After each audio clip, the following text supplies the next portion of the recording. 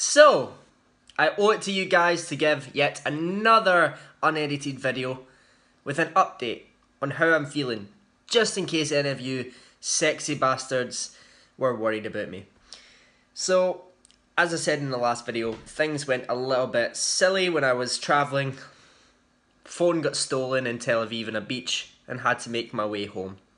Sleeping through airports on the way and camping out in London. I made it home and I've been home for maybe a couple of days now. How do I feel? Much better. Like, you have no idea how good it feels to just get back into your house, get back into your own environment where you've got all your, your fridge with all the food that you like. I've been eating like a pig. I've just been absolutely, look, I think I've had about 4 bowls of cereal today. I've just been pigging it out in my comfies, enjoying, relaxing, planning, but no stress, just seizing life and finding a little bit more out about what I want to do. And what I want to do is continue my journey. It doesn't stop. I've came back, I've had a rest, but I'm going back out. I'm going to go travelling again. I'm going to redo it. I'm going to work hard. I'm going to post more. And I'm going to appreciate it. I'm going to appreciate the journey, the process. And I'm not going to overcomplicate things. Because I have this bad habit of overcomplicating things. Why you should travel, guys. I've said it. I've posted a video on my Instagram. If you want to follow my Instagram, definitely check it out. I'll leave a comment here. My Instagram. But life is so short. We only have this one life, and I'm 23 years old, turning 24 next month. Life flies by. You get your mortgage, you graduate from your uni, you get your degree, you get all these things that these benchmarks that everybody says you must have. And people get them, one by one, and they feel great. But the real dream that they have is to travel. My real dream is to travel. I used to watch people like Michael Palin, Ewan McGregor, Charlie Borman travelling around the world on their motorcycles, dreaming and looking at it as if it was an absolute unreality for me, that would never be the life that I could have. But I lived vicariously through them. I used to watch them with lusting eyes as they travelled through the Sahara, as they travelled to places like... And you know what? It's becoming a reality, and I'm going to continue to make this a reality. And hopefully, in doing so, there's a little guy like me or someone like you that lives vicariously through me and sees that they can actually have the dream as well. They can one day travel to all these countries.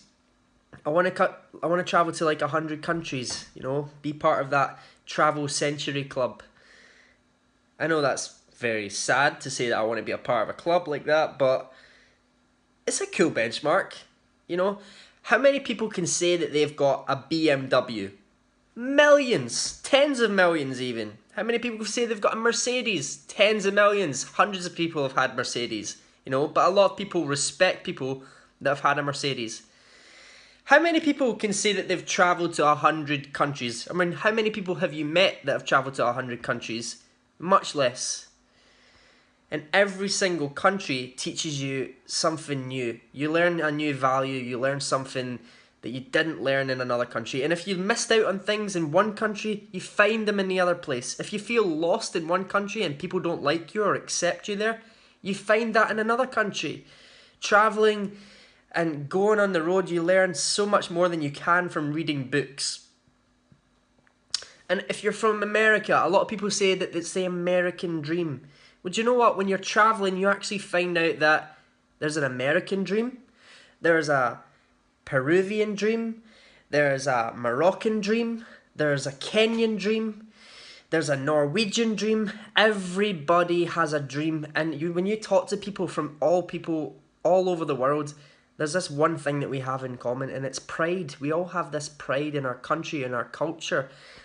And you have to respect that. We all, as humans, have to respect that we are all on this planet and we are connected. I don't care what colour you are. I don't care what gender. I don't care what your preferences with food are. I mean, I've got allergies now. When I travel, I worry about allergies. So when I try food, sometimes I'll get like a little bit of swelling here and I'll think, shit, I'm having an allergic reaction. And I have my antihistamines. I haven't had an EpiPen because an EpiPen is a very powerful drug. But yeah, I'm a panicker. I'm a hypochondriac. For a lot of people that don't know this about me, I'm a hypochondriac. I worry about my health. And so when I'm traveling, especially when I started traveling, I was absolutely a ball of stress. Going through airports, I would go on an airplane and I'd be like, right, it's a 4 hour flight. I'm so worried that, I could lose my breath on this flight and they've got to like take me and it's going to be harder to get to a hospital or something like that. Is there a doctor on board this flight? Silly thoughts that go through my mind. Maybe you've got this. Social anxiety. I used to get worried walking through airports. I used to get all these things, and I'm being a little bit more open with you and honest with you because I feel more comfortable and ready to give you these kind of things because I've actually overcame a lot of them.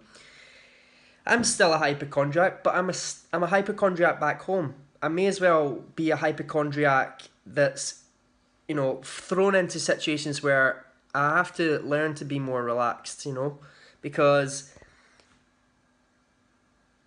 say I'm in a place where,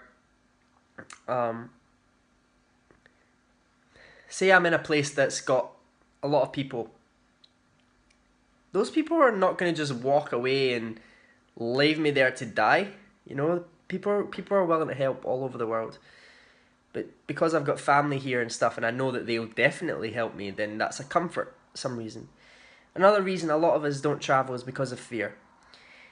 What if the plane crashes? Now, I'll tell you this, the stats on you dying in a plane crash there's so minimal. The chances of you dying in a plane crash are extremely rare. Extremely rare. Every time you get in a car, you're more likely to have an accident than any plane. Okay, so if you do have a fear of planes, a lot of people do have that. I had that. Sometimes have it when the plane goes a little bit turbulence and things, but I think you'll be fine. Okay, I'm sure that everything is going to be okay with that. Try and listen to people when you're traveling. You will learn so much. I'm going to go away. And I hope that you've enjoyed this as well. This is another unedited. I know I've stuttered and stumbled and fumbled like a mess. And I know that some people might even feel like I'm preaching or whatever. I'm not. I'm just giving you an idea. I'm sharing an opinion. And I hope that your opinions can maybe, if they're very shallow, they can become a little bit more open. Go get a passport. Live, love, taste the culture, taste the universe, see and feel all these different climates and hear these different beautiful languages. You won't regret it. I love you all very much. Peace out. And if you want to join me on my journey, I have a Patreon. I'll put a link to that below. I have Instagram where I post all my beautiful pictures. I have Snapchat. I have Facebook. I'll be posting on everything. There's a lot of good that we can do in this world. There's a lot of positivity that I want to spread. I love you all so much.